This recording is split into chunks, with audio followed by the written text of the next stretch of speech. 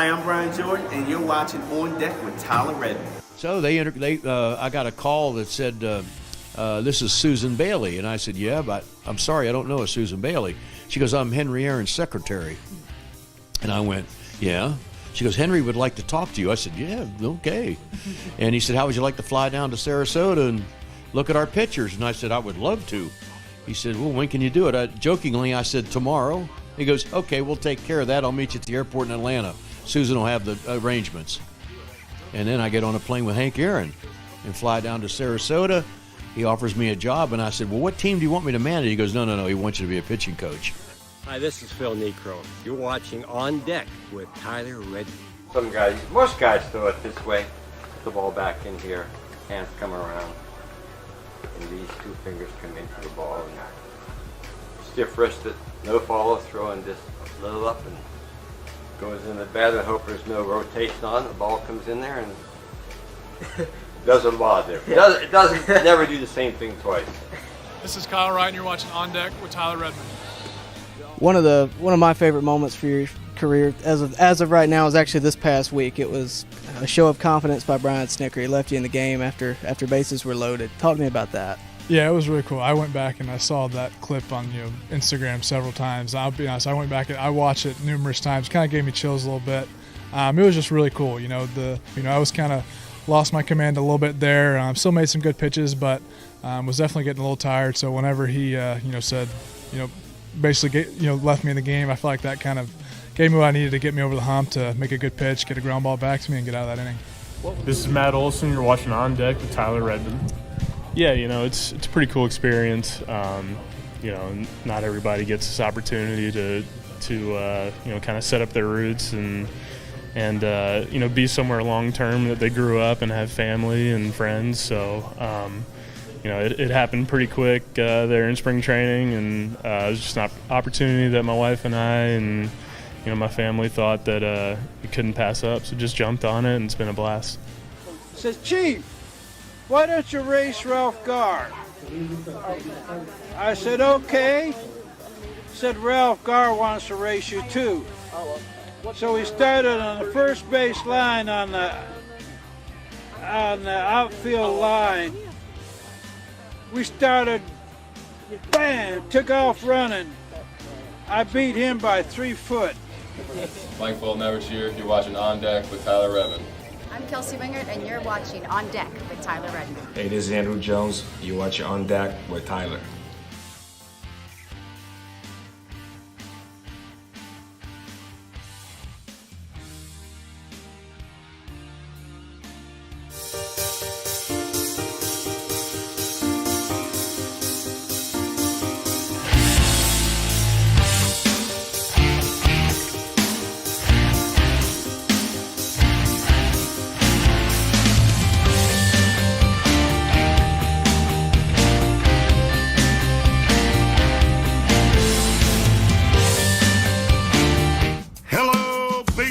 Fans, you're watching On Deck with Tyler Redmond.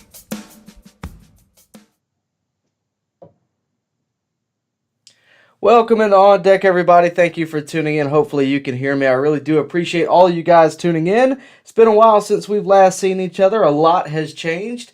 The most influential thing, I think, for mine and your relationship would be the new graphics, the new way that the show looks. If you didn't notice on the way in, you may notice now. This is what On Deck will look like throughout the 2023 season, maybe beyond. We'll see how it goes, but this is what you can expect when you log into On Deck this year. Another big announcement that I really wanted to get to today was, and some of you guys may have seen this on the community page, was that On Deck now has a shop. A lot of you guys over the past few years have been getting on me about wanting some On Deck gear. You see the polos. You guys want something similar. So I went and did it, is what I did. So here's what you can expect. You can get online right now. You can find this. You got die-cut stickers. You got t-shirts, sweatshirts, water bottles, ball caps, posters, pennants, phone cases. Pretty much anything you can think of with my logo on it, it's out there. All you got to do is click the QR code when I come back on the screen and it will take you there. It is also at the bottom of this video. It's on the bottom of every video, and I just want you guys to know that is available and they are out there. So go catch some of these products. I really would appreciate it. Of course, if you want to support the channel, that's the best way to do it. Of course, my favorite thing is the ball cap that you're looking at your screen right now. So again, On Deck, go check out the shop. That's the QR code. It remains on the screen at all times. It is right here if you're looking for it. So that out of the way, let's get into some real baseball conversation, shall we? Some actual topics. Number one, it's been a little while since we've last talked. Since then, Dansby Swanson has indeed departed. We talked beforehand. I told you that it was probably going to happen. I had a strong suspicion that Dansby Swanson was likely gone. My suspicions were correct. Your suspicions were correct. Dansby Swanson is now a Chicago Cub. So, the biggest question is, who are the Braves after Dansby Swanson leaves? The obvious concern here is shortstop. No doubt about it. Shortstop, obviously a big hole there now with Dansby Swanson gone. And it's a concern that not only I have, not only you have, but Alex Anthopoulos shares it. He stated in an interview this week, quote, "I can see how the scouting community might have questions about Vaughn. I had questions about Vaughn when I first saw him. I've been wrong plenty of times. The difference is we have a guy in Ron Washington who's unbelievable with this stuff. He wouldn't just say something to say it. And look, we don't know how Vaughn's going to hit. He's got to earn the job. Orlando Arcia can do it too.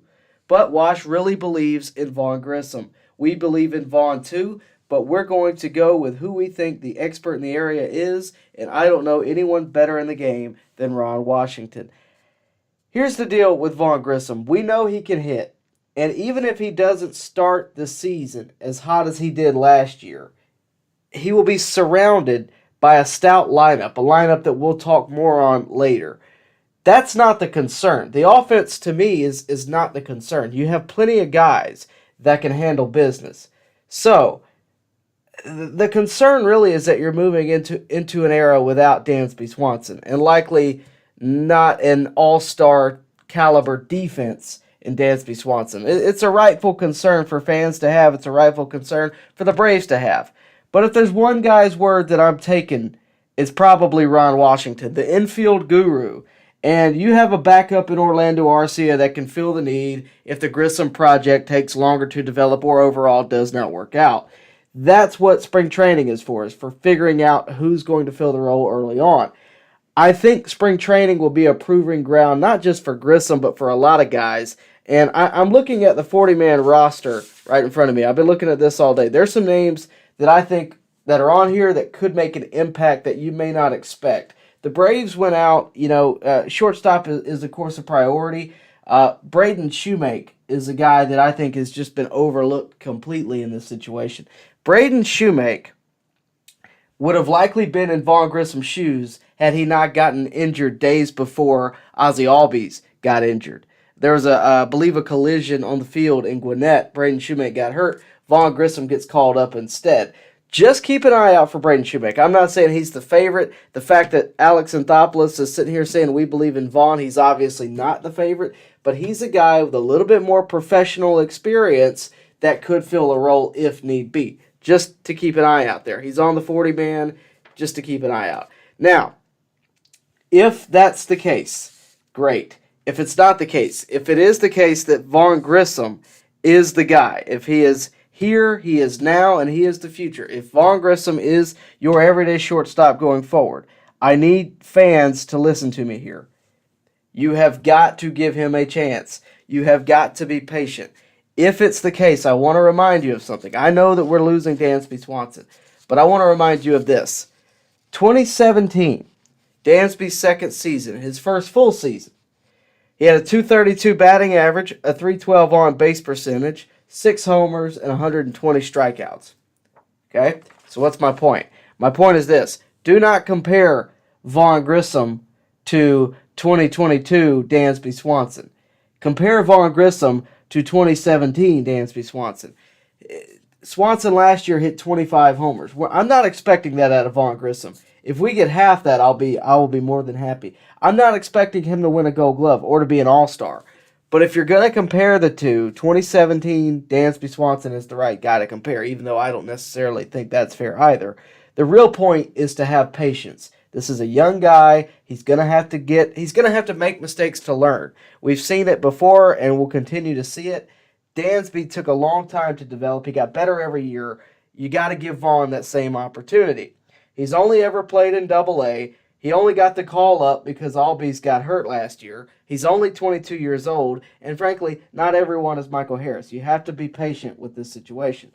Now, another big thing we need to talk about, the departure of a couple of friendly faces from the 2021 World Series team. I say, the most notably on the offensive side of things, Adam Duvall. If you missed it, Adam Duvall got the call. He got an offer from the Red Sox, 1 year, $7 million. Can't be mad at him for taking it, to be honest with you. I absolutely love Adam Duvall on the Braves. I really do. He was a fixture in Atlanta even when he was on the Marlins. There was not one Braves fan that wanted to hate the guy. There's a reason why we liked him. He worked hard every day. When he didn't play well, he got sent back to the minors. He did not complain. This is a veteran who got sent to the minors. He worked his way back. He got a World Series ring for it. He hit a grand slam in the World Series ring because of what he worked towards. And you know what? My hat's off to him. But again, it still leaves an opening in left field. Or does it?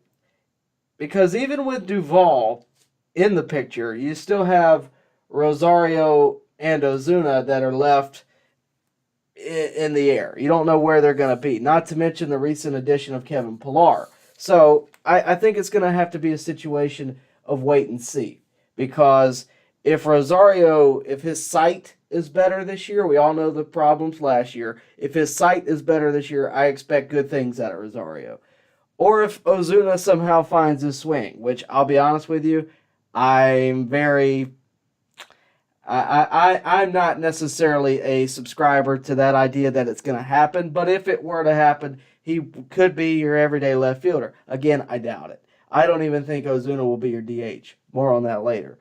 But if none of those options work out, again, it's a wait-and-see type thing. I think you invest at the trade deadline in a big left field bat.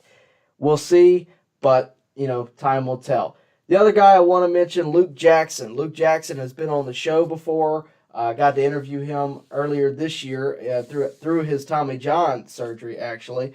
Luke Jackson, we all are aware of what he did on the mound, but I want to highlight him for a multitude of reasons. Number one of the friendliest people I've ever come across when doing these interviews. Just a very laid-back guy, as you would expect. But also, Luke Jackson is a fighter. Luke Jackson is a guy who nobody believed in when he first came to Atlanta. He struggled early on. He became the closer on a team that was frankly struggling and somehow managed to always do better than expected, and to make the most of what he was given. He is a guy who turned that into success. He turned who he was into success, and he became someone who is not only reliable throughout the 2021 season, but one of the most reliable relievers through the 2021 season for the Atlanta Braves, a World Series team. So I want to talk about him for a second. I just wanted to mention that. He's going to be missed in Atlanta, no doubt. But, that leaves a hole in itself. What happens with the bullpen? We've lost a lot of faces. Not only is Luke Jackson gone, Tyler Matzik is hurt. He's out for the year. He himself is having Tommy John. Well, I think there's a few things. Number one, when it comes to pitching, when it comes to breaking down pitching, when it comes to breaking down how the 40-man, how the 26-man is going to work, which we'll do at some point prior to the season, probably closer to spring training. But when it comes to breaking those down, I always start at the rotation. It's the obvious starting point. You start there because you can eliminate 4 to 5 pitchers just like that. You know who 4 of your pitchers are going to be right now. Fried, Wright, Strider, and Morton are without a doubt, pending injury, are going to be in the starting rotation. That 5th spot gets interesting because in that 5th spot you have a bit of a competition. You have Soroka, you have Bryce Elder, you have Colby Allard, and you have Ian Anderson, who are all either former starting pitchers or future starting pitchers that are all competing. So that being said, I think Soroka is without a doubt the favorite there for obvious reasons. I mean, for what he's done in the past, for the story behind him. He is the guy that the Braves seem to believe in. All accounts point towards Soroka. Now, that's not always a guarantee. Soroka's been very uncertain in the past couple of seasons. We all know the story, the Achilles tear, and everything since. We know what it's been. But Soroka is without a doubt the favorite to win over that 5th spot, and he should be. That being said, that leaves you Bryce Elder, Colby Allard, and Ian Anderson. Now, that being said, those are leftovers. Some of those guys could be left in AAA and be brought up like last year. Bryce Elder was brought up in a fill-in type role. Some of those guys could be moved to the pen. But again, when I look at this pen, I see Jackson Stevens. I see Raisel Iglesias. I see AJ Minter. There are guys here that have been here before and have been able to succeed. Dylan Lee is another one of those guys, and let them, obviously be accountable for what is ahead. I think ultimately the bullpen is going to figure itself out. Every year the bullpen figures itself out. We thought, the beginning of this season, beginning of last season, we were going to have the best bullpen in the game. I don't necessarily think that was true, but that was based on what we saw in 2021 for that short stretch. The bullpen is going to figure itself out. Again, you take those names I just rattled off, Jackson Stevens, Raisel Iglesias, AJ Minter, Colin McHugh, Joe Jimenez, Kirby Yates is another guy who, you got some names. You add into the fact that if you need long relief, you can get any one of Elder, Allard, Anderson, maybe Soroka if he's not a starter, but I doubt that. But you get what I'm saying. There is plenty of names and depth in the bullpen. I think we're good there, even with the loss of Luke Jackson. Again, it sounds bad. It sounds, it sounds like it's not going to work. But at the end of the day, I think ultimately it will. I think the bullpen is going to be just fine. I really do. By the way, Dirk, I apologize for that. We've had some technical difficulties all night. I hope the audio is better now. Thank you for that. Hopefully it's good to go now. Let me know. But anyway, that is how I feel about the bullpen. So let me know what you think. Again, guys, I have been battling technical difficulties all night. That's what happens when you try to add new graphics and things. It just tends to go that way. but I do appreciate you guys letting me know. Anytime something like that happens, just put it in the chat. I'll fix it off the top. One last thing that I really wanted to talk about was the lineup. I know a lot of you guys have been really interested in the lineup because I've gotten comments, hey, what do you think this is going to be? Do you think Harris is going to move up in the lineup? Now, here's the deal. Anytime I pull up a lineup, a lot of people say disagree with it. I'm okay with that. Feel free to disagree with it. But please, before I pull this up, realize when I pull this up, this is not necessarily what I think the lineup is going to be in that order. I am more so speaking my mind on who I think will be in each position on a day-to-day basis. The order is, I pretty much take it from the year prior and just go through it. So, without further ado, here it is. So, in right field, obviously, Ronald Acuna. I put him in the leadoff spot. That could easily be Michael Harris this year because he is a typical leadoff bat. Although I really think Acuna is going to want to be in that leadoff spot. We'll see how the team dynamic works out. Whatever they decide there, I'm not going to be mad at. I put Albies second, again, more so from a historical standpoint and what the Braves have done as opposed to just what I would do. But I really think that's where he'll be. I like Olsen 3, Riley 4, because you got Albies switch hitter. Obviously, Acuna righty, Albies switch hitter, Olsen lefty.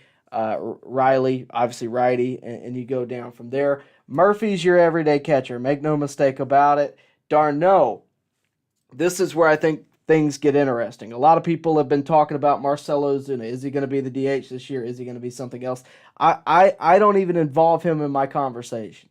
And I hate to be that way. The guy was phenomenal in 2020. But let's be honest, guys. Since then, it's been pretty quiet in terms of Marcell Ozuna. I put d'Arnaud at DH primarily. He's too good of a bat to not be considered for that.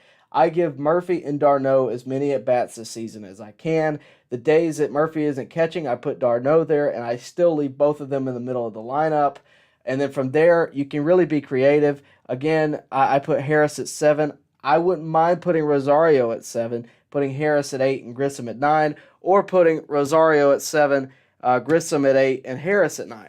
None of those would bother me. I think it's going to change depending on matchups, and you know we'll see how time progresses. But that is how I think, as of right now, from an outsider point of view, just barely looking at what we have, that's how I kind of see the team developing this year. I'm not even necessarily saying this is going to be your opening day lineup in this order.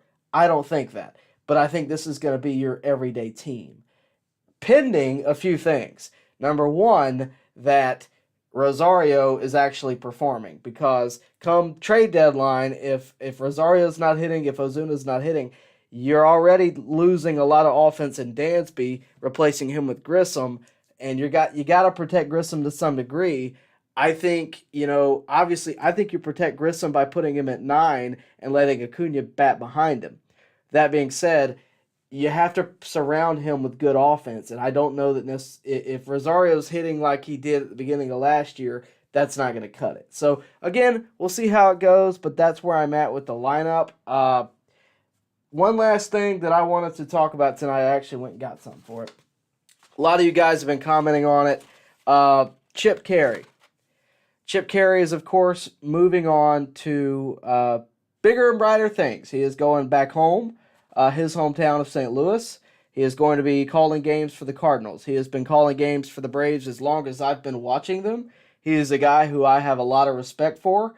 He comes from a family of broadcasters that I have a lot of respect for.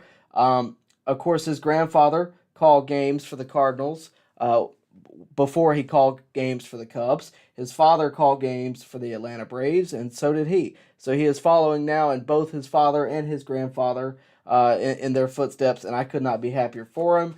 That being said, it's still going to stink to see him walk.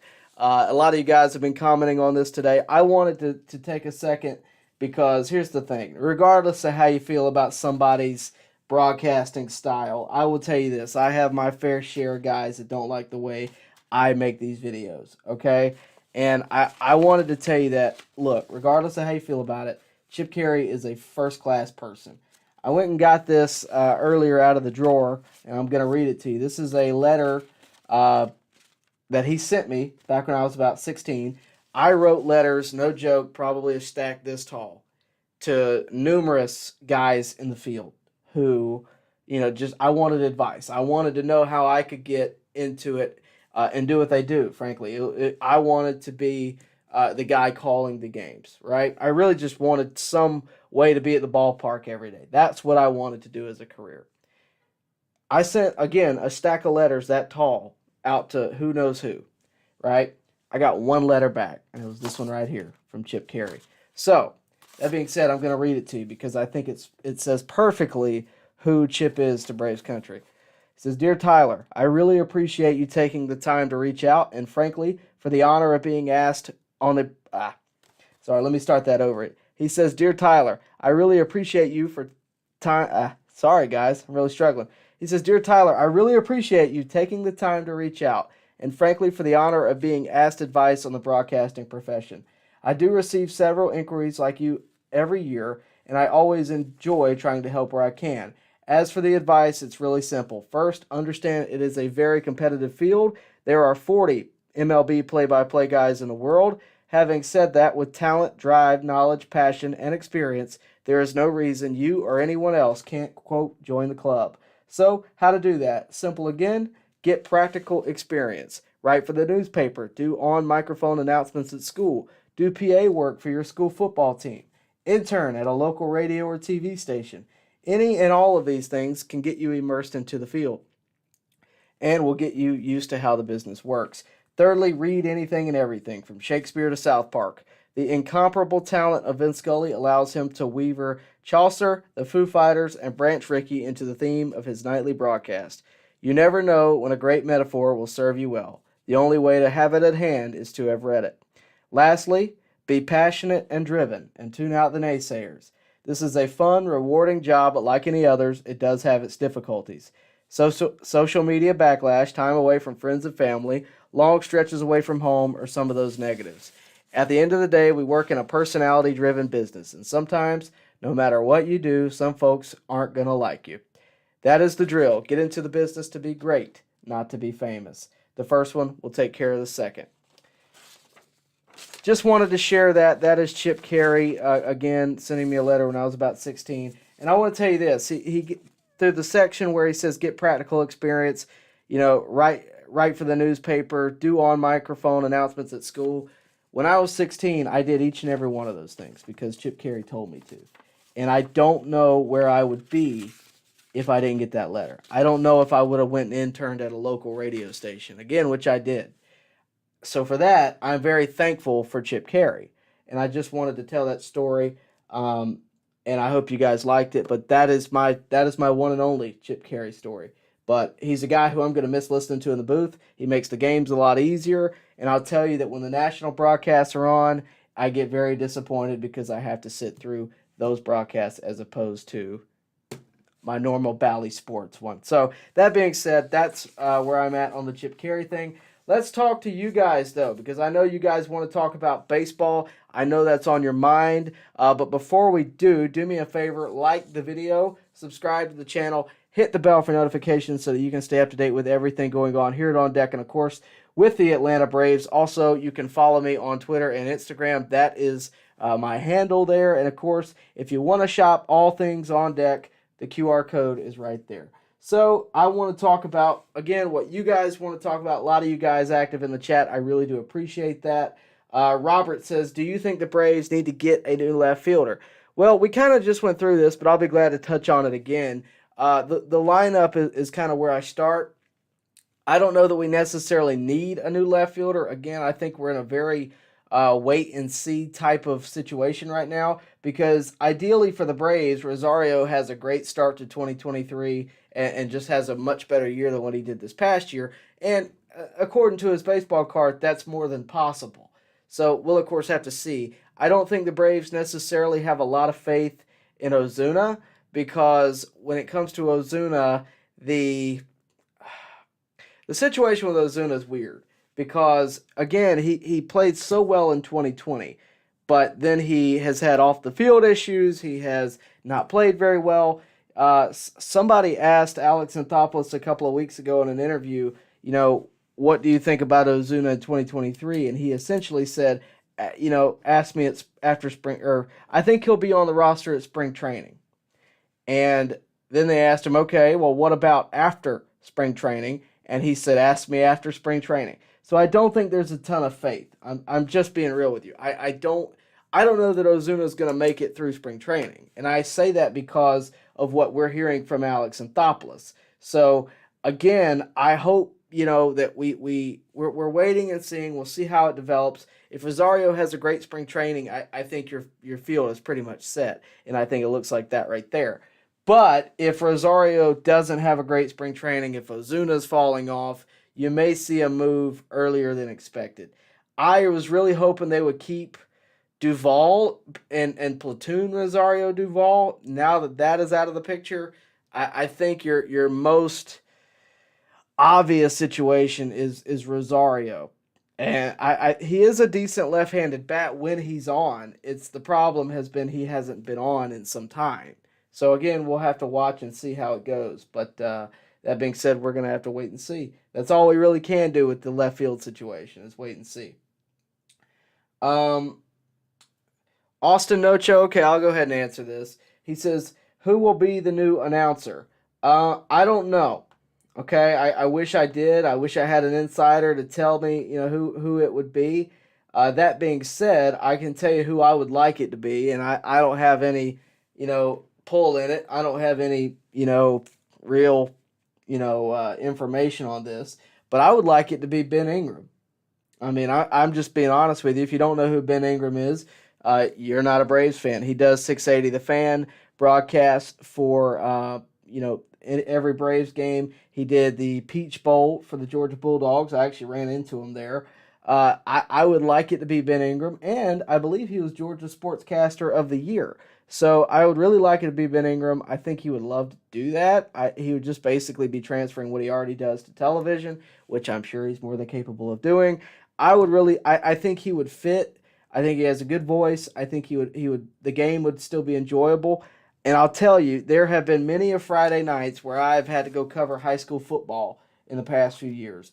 And the only thing that keeps me updated is 680 The Fan.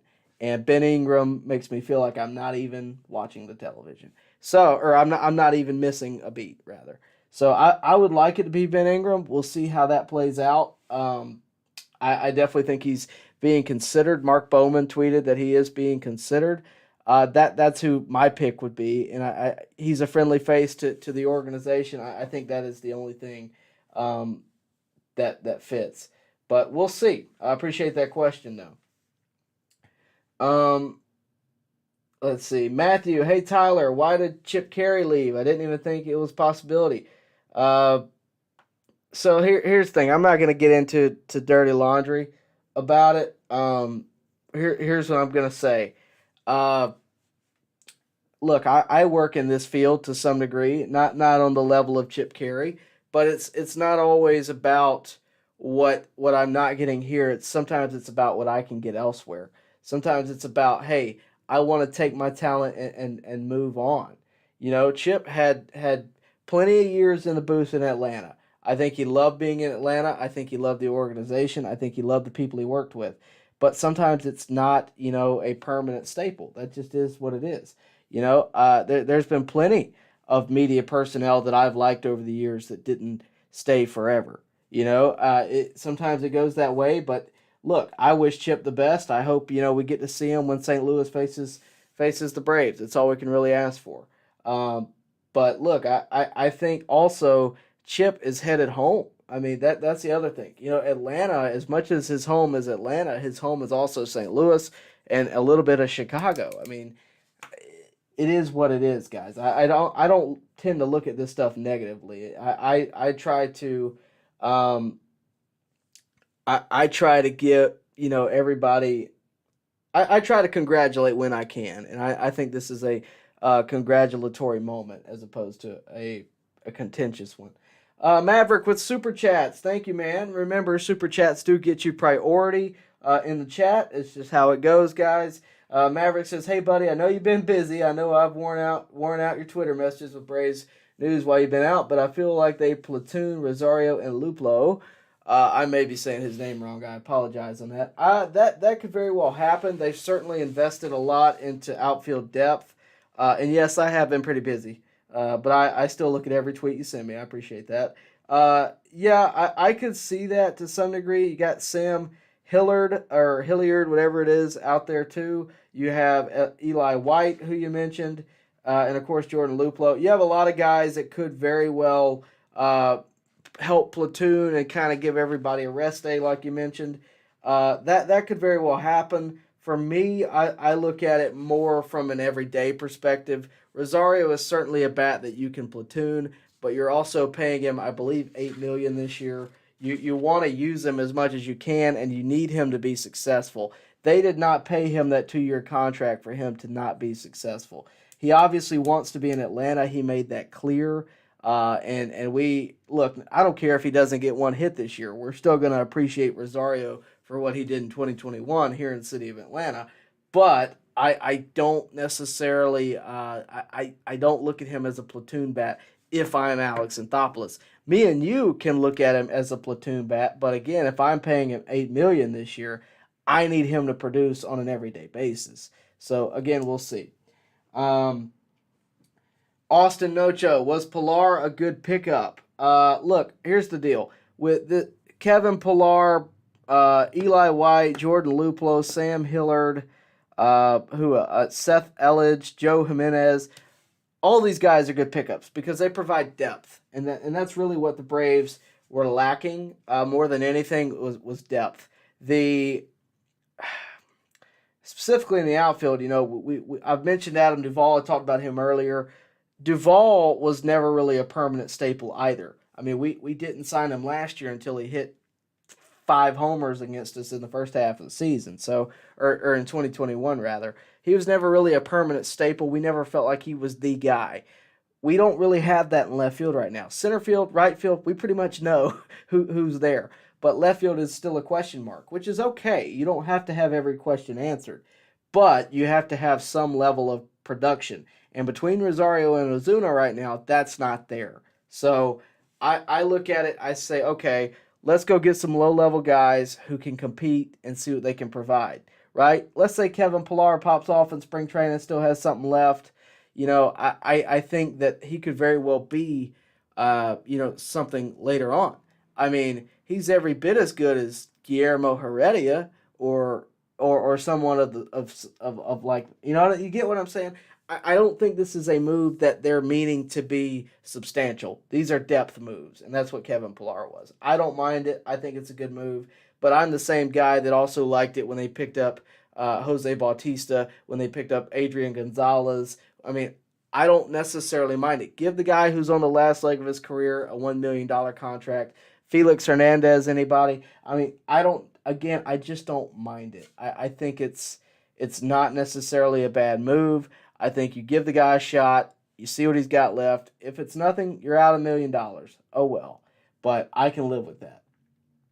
Miles Wallace says, Tyler, been watching your channel for years now. What is your end goal? Braves need to hire you. Your grind is unmatched. I appreciate that. You're asking me what my end goal is. So here's the deal. Currently, I work for WRBL in Columbus. I got hired, I guess, about 3 months ago. I've been there, and I absolutely love it, okay? I absolutely love it. People keep asking me how I like my job. I tell them it's felt like I've been on vacation. I recently went to the National Championship. I was in LA for that. Enjoyed every minute of it, as you could probably imagine. That being said, it's not my end goal. It's not. I love what I do. I absolutely love what I do. I would love to work for the Atlanta Braves, make no mistake about it, in some capacity. Not necessarily what Chip Carey does. I'm not looking for that job. I'm not qualified for that job yet. But in some capacity, I would love to work for the Atlanta Braves. We'll see if it happens one day, but that is, if I had an end goal, that would be it. I'd retire from that job. But, again, we have a long ways to go. I have a lot of career development to get through, and I look forward to doing it, and I'm just really enjoying every minute of what I get to do. I love doing what I'm doing right now. This could be considered an end goal because you'd be surprised. If there's any college football fans in the chat, if you know a guy named Josh Pate, Josh Pate is someone who mentored me. I guess he probably wouldn't like me using that word, but he mentored me a few years ago. I was directing his shows, actually. He is now one of the biggest voices in college football.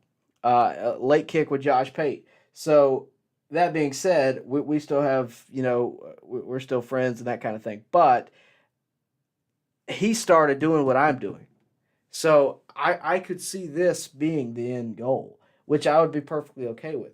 My goal is to have my voice heard. And as long as you guys are watching, that's all that matters. But we'll see how it goes as time goes on, but that's all we can really hope for. I'm going to scroll back up a little bit. Thank you for asking that question, by the way. Guys, remember, just real quick, like the video, subscribe to the channel, hit the bell for notifications, and of course, also check out the new shop. You're not going to want to miss it. It's right here. The QR code will take you there. It's got a lot of stuff on there, and I think you'll really enjoy looking at it. If you don't buy anything, that's fine, but I really would appreciate you taking a look at it and just, look, if there's something you want, if there's some kind of product that I did not find to put on there, I will try my darndest to do it. So let me know if you want something specific. I have the ability to make it, so let me know. That being said, let's see. Let's get some actual baseball questions in here if we can. Matthew, hey Tyler, with the recent news about Clevenger, do you think the White Sox would trade Clevenger for Ozuna, even if the Braves just released Clevenger right away? It would save over $20 million to trade Ozuna. I don't. I think a lot of people always, and I'm guilty of this too, because I made a video about it. A few months ago, I made a video, bad contracts that we could trade, right, for other people. I mentioned Madison Bumgarner. I mean, there's a few guys in there. But I think a lot of people kind of gravitate to the idea that, hey, let's trade our guy with off-the-field problems with your guy for off-the-field problems. Same thing happened with Trevor Bauer. Hey, let's go get Bauer. Let's trade Bauer for Ozuna. That was months ago now. But there was a lot of that out there. And look, you got to also understand, the Braves do not like the off-the-field issues. They do not like it. They do not like being affiliated with it. I guarantee you. But Ozuna is their issue. Clevenger is the White Sox's issue. They got to deal with it themselves. And I don't know that I'm necessarily comfortable with just inheriting someone else's baggage.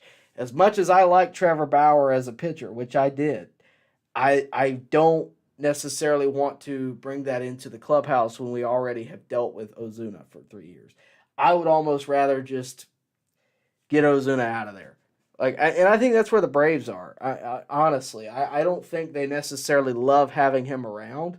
And I don't know that. Look, Clevenger is good. He's obviously been talented before, but then again, so is Ozuna. So I don't know that I'm necessarily with it. But we'll see. Let's see. Trying to get as many as I can. Joe Wild says, I think Harris at 2, hitting behind Acuna and in front of Riley with Olsen at 4. Right, left for the top 4. I don't necessarily mind that. You're talking about the lineup, of course. He wants to put Harris, center fielder, at number 2 with Riley batting behind him, Olsen batting behind him. I don't hate that. I really don't. The main reason I put Harris as low as I did is because of how much success he had down there last year. Now, I would not be against flipping this a little bit. There's not a lineup that you can show me that I'm just going to actively really be against. I wouldn't mind Acuna hitting 4, but that's not going to happen, I don't think.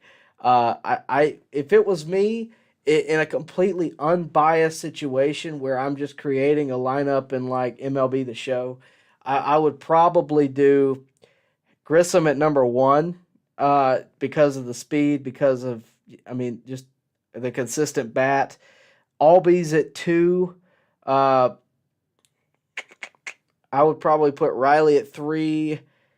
Acuna 4. Olsen 4. Acuna 5. I put him in the middle. That's completely unbiased based on what they have. But you also have the unmeasurables, right? The immeasurables, rather. You can't predict how Acuna is going to feel in the 5 hole. If he really likes that one spot, it may be better to just leave him there. But I think you put Grissom in the 9 hole with Acuna batting behind him. I think he succeeds because, again, you have Acuna batting behind him. You could put Harris in the 8 hole, put Rosario in the 7, and kind of clean it up that way.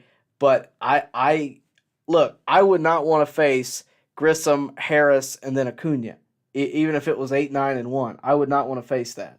So, there's really no bad way. I want to keep speed together, though. Grissom, Harris, and Acuna, and Albies, I think – I'm looking at my lineup now, I'm already wanting to make changes. So, I get where you're at, but, we'll see. I think the lineup's going to change daily based on the pitcher anyway. But, no, I don't necessarily hate what you said either. Miguel, Braves lineup does not look like last year. Missing Contreras will affect the team. Also, missing Swanson's defense will affect too. Yes, it will affect it. There will be hiccups. But I think there's going to be more hiccups on the shortstop side of things than I do the catching side of things. As much as I like Contreras, which I did and still do, I think Murphy is an upgrade. I think Murphy-Darno as the catching tandem is going to be a really good fixture for the Braves. There's certainly going to be questions you're going to have to ask yourself, and it's going to be a thing that constantly goes on. But I ultimately believe that the team is better. I really think that, and a lot of you guys are going to go, really. And I say this: Grissom is not Swanson. I'm fully aware, but what will Grissom be in 3 years? What will he be as time goes on? You have now a mixture of the young guys who came up last year and the old guys that were here. Riley and Olsen, I hate to say it, Riley and Olsen are the leaders of your offense right here. Over Acuna, over all of them. Because they're the middle of your order bats. They're the guys who are going to produce. The other guys got to get on base. They're the guys who are leading the charge. Let's be real here for a second. I love Ronald Acuna too. He's been hurt a lot. He did not have the year that we were really hoping he would last year, battling back from injury. I expect a big year out of him this year. But Riley, Olsen are the guys who I really look at to produce this year on a consistent basis every year. Albies is a guy who can produce and has produced every year until this past year when he got hurt. So battling injuries, you also have to take that into consideration. This team got better because Albies is back. This team got better because Acuna is going to be fully healthy again. This team got better because you added Murphy as opposed to Contreras. And you're going to have a better Michael Harris. You're going to have, hopefully, a 100% seeing well Rosario. I think the team's better. I really, truly do. Now, starting pitching, I think could be better this year. You're trading Odorizzi for what looks to be a healthy Soroka. I think that bodes well. Your bullpen, there's plenty to look at there. We'll have to see how that lines up. But I do ultimately think that the team has gotten better. The team in the National League East, though, that I really look at that has gotten better is the Phillies. I don't think the Mets got better. There's something, I wish I had this pulled up. I have this bulletin board. We have a Mets fan at work, and I have a bulletin board in the office. And I one day he was talking about something, how the Mets were going to do X, Y, and Z. And I just quietly started writing, okay? And I wrote $78 million or $82 million. I think it's 82. Or $82 million on a piece of paper, okay? That is what, if it's not 82, it's somewhere near this. That is what DeGrom and Scherzer are making this year alone, okay? And then below that, I wrote Matt Olson, Austin Riley, Ronald Acuna, Ozzie Albies, Sean Murphy, Travis d'Arnaud, Michael Harris, Eddie Rosario, Vaughn Grissom. The entirety of that lineup right there, you could buy with what they're paying those two pitchers alone. In all of that, I don't think the Mets got better. Had they gotten Correa, I might feel differently, but they didn't. I don't think they got better. I think they stayed the same, and I think they're going to fall apart. But the Phillies did get better. They added Trey Turner. Now, that being said, Jorge, hey Tyler, the Chip Carey news was surprising. On a separate note, one of the best moments of the offseason was the Correa deal if the bet's not going through. I fully agree. And because I'm going to be honest with you, I told somebody this and they didn't really understand what I was saying. I was like, the Twins might be my new favorite American League team. They're like, really? I was like, no, but I appreciated them for their service. Let's see. Matthew says, Tyler, I agree d'Arnaud should DH, but do you really bench Ozuna over Rosario? I know Ozuna is bad at defense, but Rosario is too. Ozuna was bad at hitting last year, but Rosario is much worse. Ozuna should play left field. I disagree. I disagree wholeheartedly because I've seen Rosario make plays that Ozuna would have no chance in making. Does anybody remember the NLCS? I do. Do you remember the catch he made against the Dodgers? Do you see Marcell Ozuna making that play? I think Rosario is faster. I think he's more athletic. I think he's got a better arm. I think there are so many intangibles that Rosario has over Ozuna defensively that it's not even a conversation.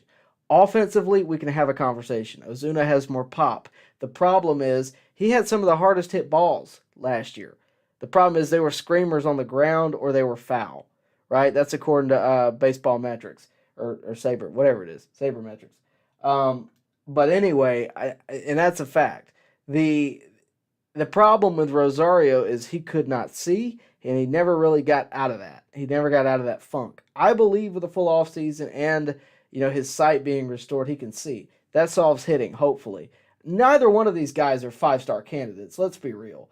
But I think Rosario is a much better candidate right now. Also, I would say Rosario is not giving you off the field issues. I hate to bring that into this conversation, but it is a real concern, and it is something that has to be on the minds of the Atlanta Braves. So that would be my spiel on that. I full-heartedly believe Rosario would be better defensively. I think he'd be just good enough offensively and way better defensively to put him as number one over Ozuna. Yeah, I bench Ozuna. Sorry. Let's see. Chris Kaysen says, correct. I do not enjoy the Braves games when they are on ESPN or other channels, but boy, when it's on Turner South or Bally, you can bet you're in for a night game or a day game. Yeah, I have. Look, I shared on my Instagram earlier the call of Chip Carey. I know a lot of you guys are putting your favorite Chip Carey calls in the chat. I'm just now getting to that point of the chat. Chip Carey, my favorite call, if you're wondering. Chipper Jones's last walk-off, belted right center, it's you can't top that. And Chip Carey always showed up big in those moments. Jake Hobby says, pretty sure Elvis Andrus is still available if we need another backup infielder. That may happen. I don't think that's where the Braves are. I really think they're going to believe in Vaughn, and I think you'd be sending the wrong message to Vaughn, to Ron Washington, to the organization if you go out and get another guy, even if it's Elvis Andrus. I would understand why they did it, but I don't think they will. Jorge says, Tyler, how many rings will Dansby win with the Cubs? Being serious, I hope he has a great career. I do too. But here's what I'm going to tell you about the Cubs. Here's what my thoughts are about the Cubs. I don't understand the Cubs. I don't understand them in the slightest. Because think back to 2016. What made the Cubs successful in 2016 when they won the World Series after 108 years? What made them successful? The fact that they used their farm system and they brought in their own talent. Anthony Rizzo, Chris Bryant, Wilson Contreras, not William, Wilson Contreras. Those guys were staples there. Javi Baez. Those guys were the founder. I mean, they were the core, right? And then you added on a Ben Zobrist, a Dexter Fowler, a Jason Hayward. That's what made them successful. And I look at what they're doing now, and I don't get it. You have a farm system, but you're doing what the Rockies did a couple of years ago with, ironically, Chris Bryant, right? The Rockies aren't competing, but they're going to go pay Chris Bryant a ton of money to come to Colorado to hit however many homers and lose a lot of games still. So that being said, I think the Cubs are making the same mistake. I think they're trying to sell jerseys. I don't know, I look, I'm not a fortune teller. I don't know what their future is, but it wouldn't surprise me if it was another long period before they win a World Series. based on the decisions they're making now, because this is not the same general manager that was in 2016. This is not the same leadership that was in 2016, and I don't think they're following what would make them successful. I think they would be much better under the Braves type of situation where, okay, if you're going to look, here's the deal.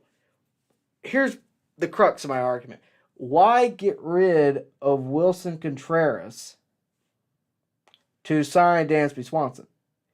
If you're going to pay big money, pay a lot more money and build the team now. Do what the Phillies do. Do what the Yankees do. If you're not, rebuild. Don't go out and get a big free agent. There's no point. There's no point. So, anyway, that's my spiel. I don't know how many rings he's going to win. I hope it's a couple, but I don't think it's going to happen. Anyway, let's see. A lot of you guys active tonight. Really do appreciate it.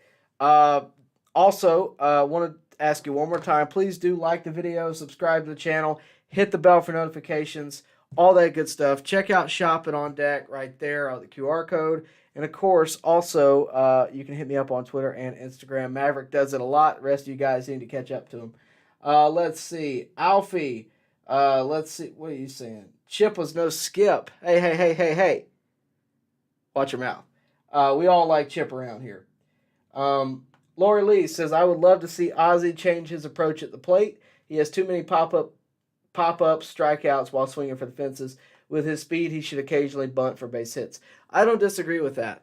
I'm under the presumption that Ozzie Albies should be a right-handed hitter alone. I think he's much better right-handed. I think he could, really, really benefit from that. But we'll see. It's not always a guarantee that would help him. But if you notice, I believe in the World Series or postseason at some point, he also he stopped hitting both ways. He only went right-handed through the postseason series.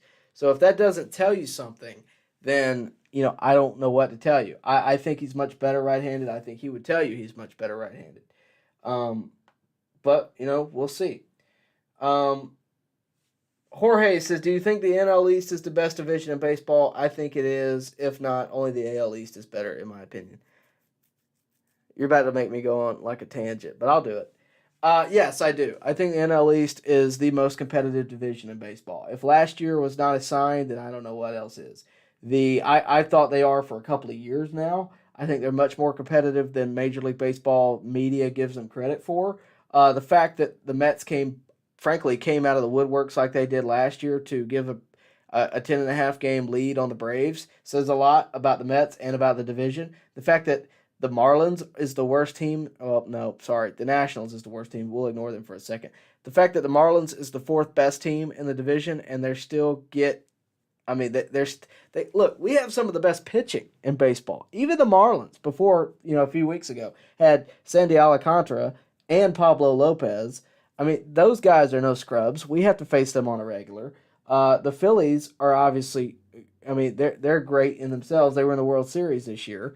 And they didn't even win the division. The Mets, for the past few years, DeGrom, Scherzer, et cetera. And the Braves, of course, are winning the division every year. So, as good, that's the thing, right? Anytime we got to the postseason, I always thought the Braves were getting overlooked because of how much the NL East got overlooked. Yeah, the Braves are winning every year, but it's no walk in the park.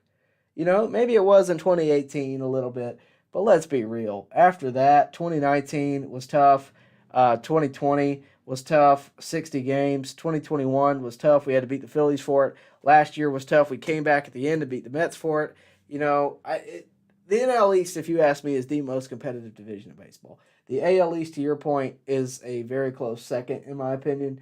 And I can see how that argument could be made. I wouldn't disagree if someone said that is the most competitive. But for me, it is the NL East. But, we'll see. Bill Gates says, Ozuna turned it around the last 2 weeks of the regular season and should have been playing in the playoffs. Yeah, but does that not tell you where the Braves are on Ozuna? For me, that tells me that they're not really feeling it. They're not on the believe in Ozuna train. I just don't see them doing it. Nothing would surprise me. I really wouldn't be upset no matter what they did. But, again, we're going to have to wait and see. That is how I feel about the left field situation. If it doesn't work out, I think they go get somebody else. If it does work out, then it's either Eddie or it's either Marcell Ozuna. I mean, there's no way around it. And let me be clear about something. I do not hold any grudges with Ozuna. I'm just speaking from a point of, okay, what realistically are the Braves looking at with Ozuna? Are you really willing to trust Ozuna to perform this year? Because I'm not. I don't believe that's the case. I look at it like this. I look at it on a very basic frame here. But I look at it, 2020, goes off for 60 games. No doubt about it. MVP conversation. Almost won the Triple Crown, right? But 2021 rolls around. He gets in trouble. He breaks his hand. He gets in trouble at home. He's out for the season. He comes back in 2022, and what does he do? And this is after getting signed to a multi-million-dollar deal. He does little to nothing. And, yeah, I think he had 20 homers, but, I mean, they were all in a span of a very short amount of time. And, look, he's a guy that can carry your team, but he did not show it last year. And, obviously, the year before, with its own troubles, he gets into more trouble last season. If I'm the Braves, I'm really looking at that. That's putting marks against you. I'm sorry. I'd like to keep all the off-the-field stuff away, but I'm just being real here. That's going to obviously come up in negotiations. It's going to come up in whether or not we want to keep this guy around. Do we want this guy around our young players in Vaughn Grissom and Michael Harris, or do we want someone who's a good example, right? I would much rather, I'll put it to you this way. I'll bring up another left fielder, right fielder comparison. I would much rather have a Nick Markakis around the clubhouse. Do you get my point? I just don't think the Braves are the organization to really test that with. I just don't. Mab says, "Hey Tyler, am I the only one shocked that the Giants gave Luke Jackson $11.5 million? He was only good 1 year and terrible every year before that. Now he's coming off major Tommy John surgery. $2 million okay, $12 million insane." It's a little crazy, but I also want you to consider that Jock Peterson is over there too. You never know what goes on behind the scenes. Jock Peterson and Luke Jackson are very good friends. And I would also say, I don't know that he was terrible years before that. I think he was put into situations that he wasn't necessarily ready for. Luke Jackson really came into his own come 2021. And obviously we haven't really seen him since then. But is it a little overpaid? Sure. But that might have been what it takes to get him on the West Coast. Hey, how much is it going to take you right now to pick up your things and go out west to San Fran? Because it would take me an awful lot. So I maybe look at it from that. He was going to get more than $2 million. I think I would have probably been around the $6 million ballpark in free agency. $12 million is a bit out of there though. But we'll see. Jorge says, "Do you think Rosario will be the David Freese of the Braves? He's had a legendary postseason, but not that player in the regular season. Eddie is still Braves legend if that's true." So you mentioned it, the Braves legend part, right? We all remember this, the home run against the Dodgers and what was a phenomenal series for Eddie Rosario. No doubt about it. One of the best postseason series I think ever, for any player. Was Eddie Rosario against the Dodgers. Is he the David Freese of the Braves? I don't know. But I will tell you this. Every year, you have guys who are postseason heroes. Every single year, you have those guys who are guys that will surprise you. They're guys that you don't expect to go off. They're guys that aren't really, if you were writing a movie, they would not be scripted to be that guy, right? That's just how it goes. I look at Mark Lemke through the 90s. I mean, he was a guy who always performed well in the postseason. A couple of years ago, you remember Brett Phillips for the Rays? I mean, who would have thought he would have hit the walk-off, in a very important game for the Rays? So you always have those guys.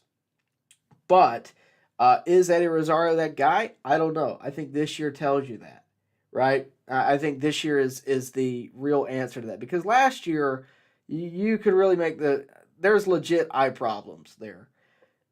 So I think that could be a legit concern, and I think this year is really where you get your answer, more so than before. If he doesn't have a good first half, I think that's your answer, and I think that's the Braves' answer, and they got to go reassess at the trade deadline. But, we'll see. Any chance we get Profar? I don't think so at this point. I think the Braves are done.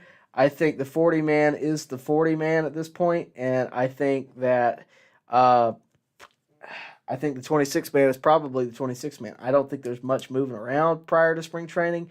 Come spring training, you'll probably see some movement, but movement from within. I don't think you're going to see guys from outside getting signed. I think they're pretty much settled on what they're going to be in terms of roster setting. But again, we'll see. Also, guys, do me a favor. Again, like the video, subscribe to the channel, hit the bell for notifications so that you can stay updated with everything going on here on deck and, of course, with the Atlanta Braves and all across Major League Baseball. Also, remember, check out the Twitter and Instagram. Check out the shop right over there at the QR code, all that good stuff. But again, yeah, I don't know when it comes to Profar. I think ultimately, no, I really think it's settled. Yeah, Chris Kaysen makes a really good point. You guys were asking about why Luke Jackson got paid so much. I mentioned the fact that he's got to move all the way from Georgia to California. Chris Kaysen brings up a very good point about that. Remember when Freddie picked up and moved? Freddie's making, I believe, less than what he would have made in Atlanta because of taxes. He's got a bigger salary, but he's getting paid less ultimately because of taxes. Luke Jackson is getting taxed over there as well. He gets offered $11.5 million, but California gets 40 to 50% on taxes. I know, just making that for sure, it's 37% plus. So yeah, so taxation is definitely a concern. Let's say it's 40% to make it easy. And let's just call it $10 million instead of $11.5 for a second. He's making around $6-7 million. So he's making about $7.5 million, give or take. So that's more what I saw with Luke Jackson. He's a solid reliever. On the open market, they can go for that. Doesn't surprise me at all. And again, with the taxes, that doesn't surprise me at all. Let's see. Chris Casey says, I'm sure the Giants saw something and wanted him for some reason. It's my only guess. And the amount in taxes, they have to beef up any offers, I would think. I mean, yeah, absolutely. I would agree with that. Let's see. Dondre Falcon, do you see a big trade coming, or do you think they would trade Max? All right, let's answer the first question. Do I see a big trade coming? Not necessarily, because we don't have a lot of pieces. Now, that being said, you throw a Max Fried in there, things open up. But I don't think they're going to trade Max Fried. And the reason I think that, the Braves know they are competitive now.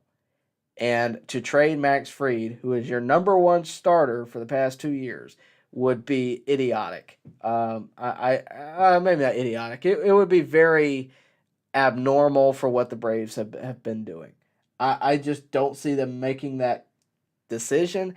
And honestly, I think they're probably going to try to get him back, whether it's in free agency or whether it's prior to. But if you ask me, I think Fried is probably going to get paid on the free market, whether it's from the Braves or from someone else. I don't think they're going to be able to. I don't think they're going to be able to really get him for cheap. I don't think they're going to be able to lock him up on one of these deals. He's waited too long now. I just don't think that's going to happen. And look, credit to Fried. He's waited around for that opportunity on the free market. He wants to get paid. All credit to him. Chris Kaysen says, what is your favorite offseason pickup? Oh, me. Okay. Well, for the Braves, they haven't had a ton of offseason pickups. Jackson Stevens was a nice surprise. I really liked him. I hated to see him go when he got moved last year. I really hated that, so that was a nice surprise. Other than that, again, not a ton of moves. Joe Jimenez was a nice move. But again, the Braves moves that they're making aren't necessarily moves per se. They're more so movement from within. Again, you got Kirby Yates, who's really going to break out this season. That's what the Braves are hopeful for. He's the guy to keep an eye on. Ozzie Albies returning from injury. Acuna at full health. That's the kind of things to expect for the Braves this year. But yeah, the movements from outside, there's a lot of depth pieces. There's not a ton of guys that make you go, we got who? There's not a lot of that. So for me, it would probably be Jackson Stevens or Joe Jimenez, the bullpen pieces. Position-wise, we're pretty much set for a while. I meant to show this earlier. This is the new graphic for the timetable, a staple of mine. I always do this every year. This is basically unrestricted free agents. So this is when these guys come up out of free agency. There is no affiliation with the team whatsoever based on their current contracts. So in 2024, Joe Jimenez is gone, Jesse Chavez is gone, A-Ray Adrianza is gone, pending that they don't make any other moves after this year or during this year. 2025, Charlie Morton, Eddie Rosario, Travis d'Arnaud, Colin McHugh, Kirby Yates, Orlando Arcia, Mike Soroka, Max Fried, AJ Minter. That's the year that we got to worry about, if you can't tell. 2026, Marcelo Ozuna. He is on 2026. He's really a free agent in 2025, but he does have a team option in 2026. That's why he's there, in case you're wondering. But I don't assume he's going to be around that long. I don't think they're going to pick up, at minimum, I don't think they're going to pick up the team option after 2025. I would be very, very surprised. That being said, Raisel Iglesias is also that year. Tyler Matzik is also that year. And Sean Murphy is also that year. So we will, of course, monitor that. Kyle Wright comes up in 2027. We got a while with Kyle. Waskari Noah and Ian Anderson are also in that same year as well. 2028, Ozzie Albies' deal finally ends. Ronald Acuna's deal ends in 2029, 2030, and beyond. Can you believe we have contracts that are going into 2030? There's 4 of them: Strider, Olsen, Riley, and Harris. So the Braves are set up really for a long time. That's why you're not seeing the Braves make a lot of these moves. You're not seeing the Braves going out to get Trey Turner like the Phillies did. You're not seeing the Braves go out and get Verlander like the Mets did, because they don't have to. So that's what I would tell you. That's what I would share with you, just to make you a little bit more comfortable with how the Braves are handling things. We got some super chats. Maverick says, okay, MLB trade simulation has Chisholm at 58.7. Do you think AA goes after Jazz, since Marlins are moving him to center field, where he has been shortstop his whole career? Okay, let me look at something really quickly. Since you super chatted, I'll be gracious enough to look this up. I want to make sure I get this right. Jazz Chisholm is a guy who obviously would love to play in Atlanta. I would love to have him. A lot of people wanted the Braves to go out and trade for him, but the Braves don't have a ton to give up for a Jazz Chisholm right now. Jazz Chisholm, according to Baseball Reference, is a free agent come 2027, okay? That's the same year Kyle Wright, Waskari Noah, and Ian Anderson are free agents. Okay? So the way I look at this, 2027 could be a reckoning. It could be a time where Jazz Chisholm gets picked up somewhere other than Miami. I think he's probably wanting to get out of Miami, whether he says it or not. Could that happen that year? Sure.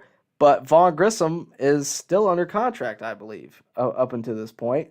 He is not on this graphic. I will fix that later. But Vaughn Grissom hasn't even hit arbitration yet. So Vaughn Grissom's going to be around for a while. We'll, of course, again, see how that goes.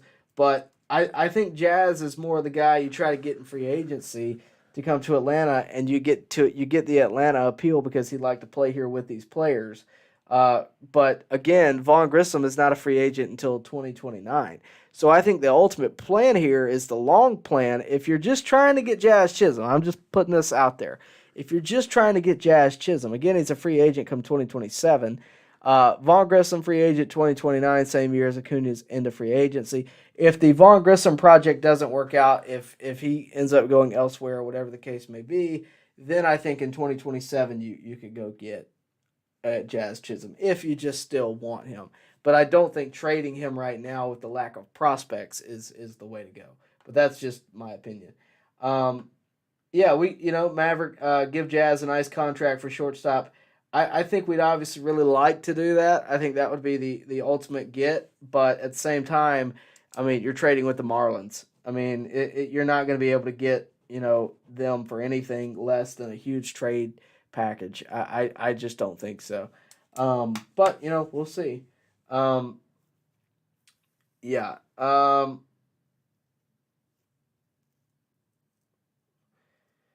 lot of you guys active tonight. A lot of you guys.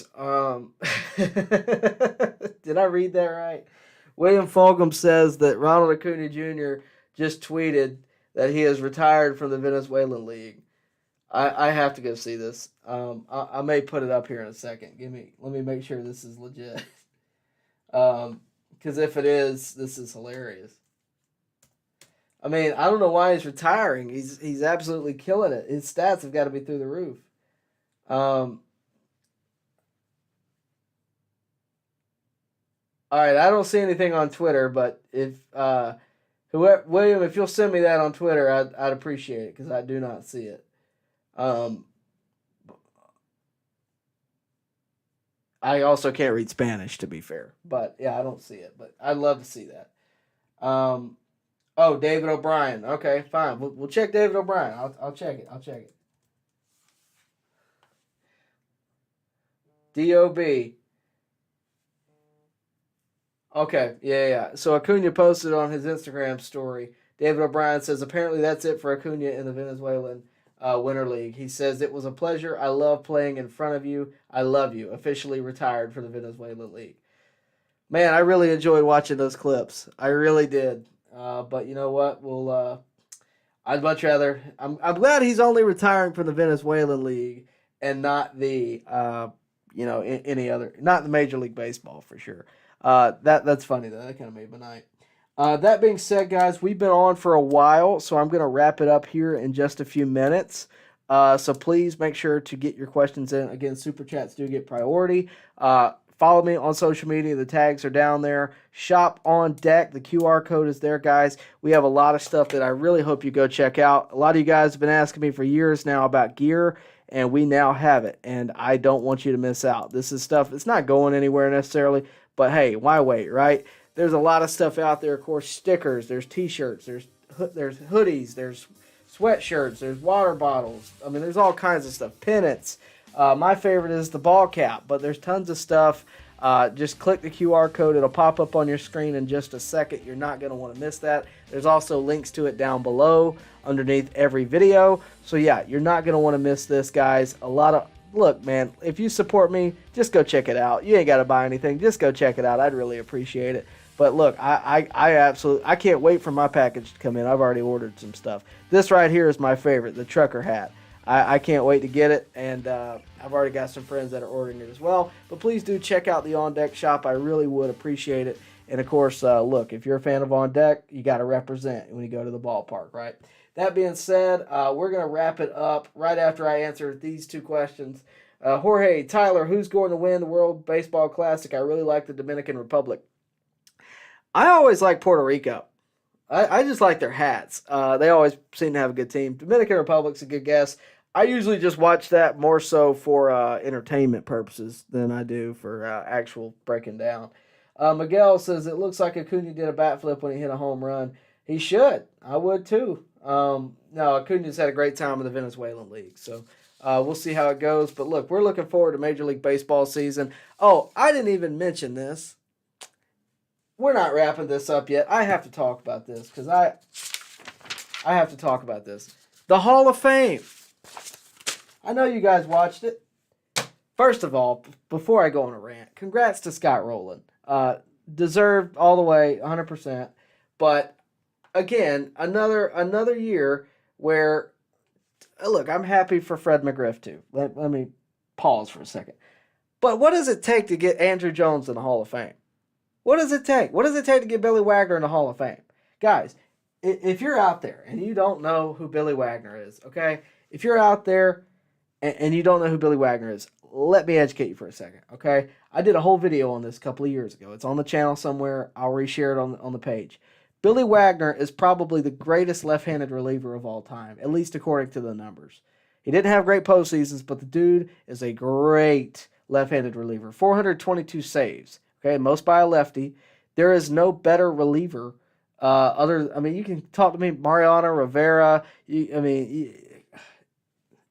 I just don't understand how people don't see that, especially in this day and age where the bullpen has become such an important part of the game. I don't understand how Billy Wagner is not in the Hall of Fame. Now, of course, I'm a little biased. I'm a Braves guy, but this is an Astros guy, a Mets guy.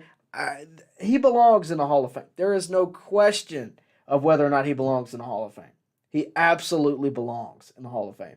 That being said, the other guy I want to talk about, Andruw Jones. Andruw Jones got 58% of the vote, more than he got last year. But Andruw Jones, a decade of Gold Gloves, plus 400 homers. I don't know what else it takes. I don't know what it takes. I'm glad he's getting more and more every year. I'm glad. I'm so happy about that. I am a guy who is very inclusive when it comes to the Hall of Fame. I want every guy that deserves to be in the Hall of Fame to be in the Hall of Fame. Okay? Now, you can talk to me about steroids. We can have that debate. You know, I have my thoughts on it. I'm sure you do too.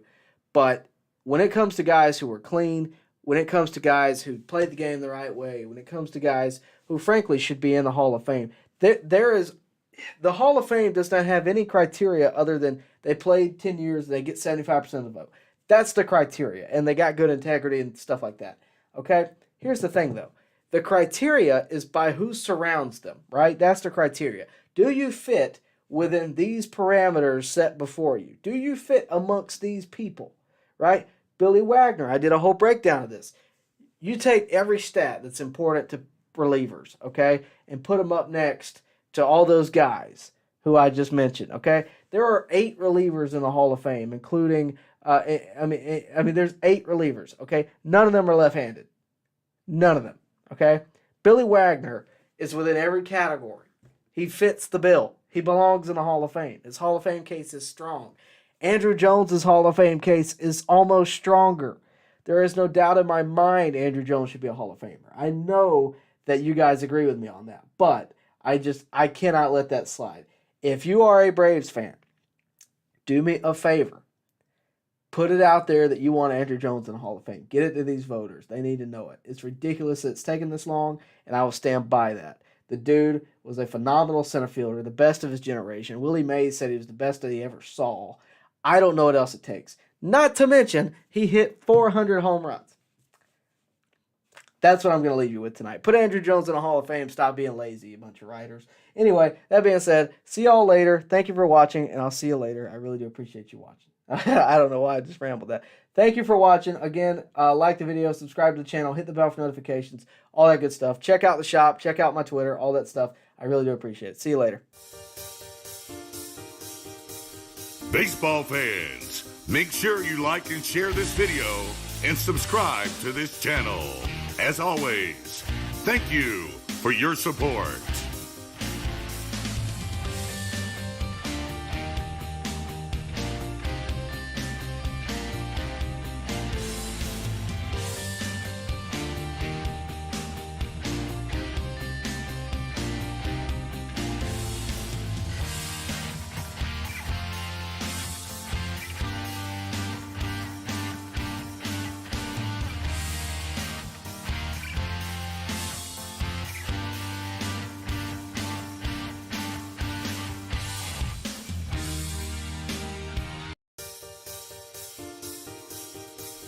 Baseball fans, make sure you like and share this video and subscribe to this channel.